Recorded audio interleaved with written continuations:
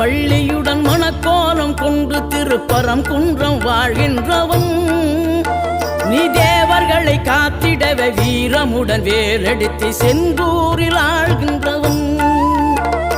மாங்கனிக்கு கோபம் கொண்டு பார்ப்புகளும் பழனியிலே ஆண்டியன கோலம் கொண்டவன் நீ தத்துவத்தின் சாரெடுத்து சுவாமி மலை எல்லையிலே தகப்பனுக்கு பாடம் சொன்னவன் காவல் என நின்று பெரும் சினம் தணிந்து தணிகையில கண் குளிர காட்சி தந்தவன் நீ பாங்குடனே கருள் தரவே பழமுதிரும் சோலையில பரஞ்சோதியாய் நின்றவன் பரஞ்சோ